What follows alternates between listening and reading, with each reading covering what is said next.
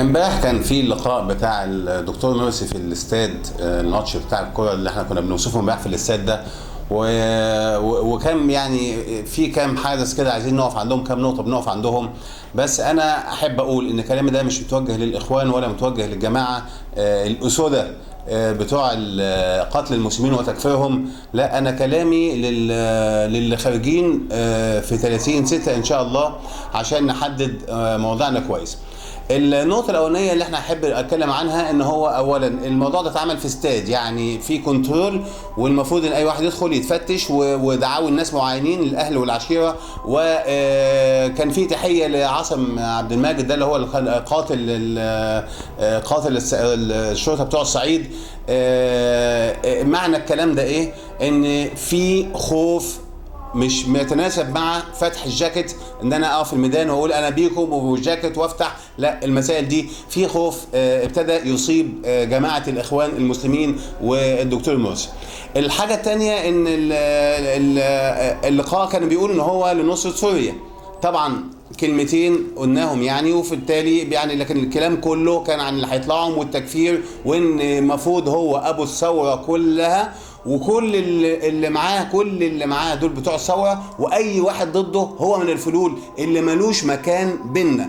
ده كامل اللي هو قاله، اي واحد من اللي هو خارجين او دول اللي عايزين يرجعوا البلد لورا وملوش مكان بينا، وكأنه هو وعشيرته وهم دول اصحاب مصر، واحنا بقى ينفونا في اي حته او يودونا في اي حته. وده بيرجعني انما جزاء الذين يحاربون الله ورسوله ويسعون في الارض فسادا ان يقتلوا او يصلبوا او تقطع ايديهم وارجلهم من خلاف او ينفوا من الارض. معنى ذلك انه عايز ينفينا من الارض. احنا بقى بدل طلعنا على الموضوع ده يبقى ينفينا من الارض، ماشي. دليل على كده ان الشيخ محمد عبد المقصود لما جه وكفر الناس وقال كفر وعملوا والكلام من هذا القبيل، لم يعلق مرسي بكلمه واحده ينتقد فيها هذا الموضوع. ما هو المسائل وجل في مستضعف ودول جايين ينصروه، فلازم يقولوا اللي يقولوه ان شاء الله حتى ضد مبادئه، وده اللي احنا نعرف عن الاخوان ان شاء الله يكون ضد مبادئه. هو كفر كل واحد هيطلع ضد مرسي. انا ما اعرفش على اي اساس كفرنا، يعني مش فاهم. انا مش عايز مرسي. ايه اللي فيها كفر؟ هو انا دلوقتي طلعت من الدين وانا بقول انا اشهد ان لا اله الا الله، ده طلعني من الدين؟ انا مش عايز مرسي؟ مش عارف انا. ولم يعلق مرسي على هذا الامر. من النكات العجيبه برضه في هذا الموضوع ان مرسي لوحده منفردا قال ان هو هيقطع العلاقات بسوريا. يعني انت عايز تخرج بالديمقراطيه، بتقول انا جايب الديمقراطيه وبتستخدم الدكتاتوريه وانت واقف مكانك. حد قال لك انت اجتمعت مثلا بتاع المجلس امن قومي، ولا خدت مجلس الشعب، ولا خدت استفتاء الشعب، ولا اي حاجه لقطع العلاقات؟ انا بس تقطع علاقاتك مع اسرائيل، ده انت بتقطعها مع سوريا. وبعدين انت تطلع لي تقول لي انا هطلع المجاهدين بتوع القتلى ان هو اذن للذين يقاتلون بانهم ظلموا وان الله على نصرهم لا قدير. يعني هم دول بقوا خلاص بيقاتلوا من كفار. يعني لو في فتنه دلوقتي واحنا طلعنا مع بعض وانت بتقتلنا، خلاص نفس المنطق، بقينا كفار. يعني اللي بيطلع عليك كافر، واللي بيطلع على بشار مش كافر. التاني اللي عكسهم هو اللي كافر. انا ما اعرفش انتوا بتقيسوا ازاي. طيب انا لو هطلع ضد مرسي قلت ان انتوا كفرتونا، طب اللي بيطلعوا على بشار اشمعنى مش بتكفروهم يعني؟ لا ده انتوا كفرتوا بشار وكفرتوا اللي معاهم، وهم دول اللي بيقتلوا الناس، وبتقولوا انك انتوا بتساعدوهم من سنه. جبتوا الفلوس منين؟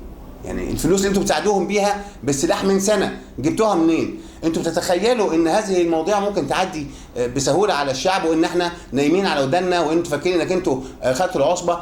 هحط حاجه تانية عشان برضه الاخوه بتوعنا اللي هو يعني كده، لا انا هقول لك بقى انت وجماعتك واهلك وعشيرتك واللي انت جبتهم دول وبتستقوى بيهم، احنا سبحانه وتعالى قوتنا بالله سبحانه وتعالى وبايماننا بان احنا ولدنا احرارا وهنظل احرارا، وانت بالنسبه لنا لا تعني شيء، لا انت ولا جماعتك. شوف انت بقى جمعت قد ايه في الاستاد وعملتها كنترول باولادهم. يعني شفنا كل واحد جايب ولاده معاه، بقى العائلات جايه عمال تجيب وتحشد في عدد.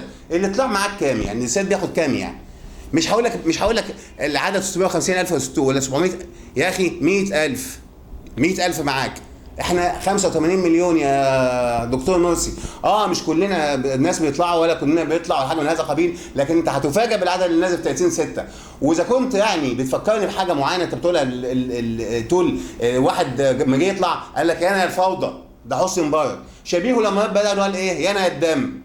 خلاص انت الدم يا عم، احنا عايزين الدم. ولما اموت وانا عندي كرامه وعندي شهامه وحاسس ان انا بموت عشان كرامتي، افضل من ان انا اكون واحد مرؤوس بواحد زيك طالع في وسط الناس دول وتستنصر وتكفرنا ونكفر امامك وانت تسكت، يبقى ساكت عن الحق شيطان اخرس. يبقى انت لما تسكت عن تكفيرنا وانت واقف ولم تعلق بكلمه واحده وعمال توصفنا كمان ان كل اللي يطلع ضدك فلول، احنا فلول. واذا كنت انت فاكر ان انت هتقول بالديمقراطيه شويه يدخل لنا بالدين وشويه يدخل لنا بالديمقراطيه، لا بالدين نافع ولا بالديمقراطيه نافع، لان انت اصلا راجل ديكتاتوري.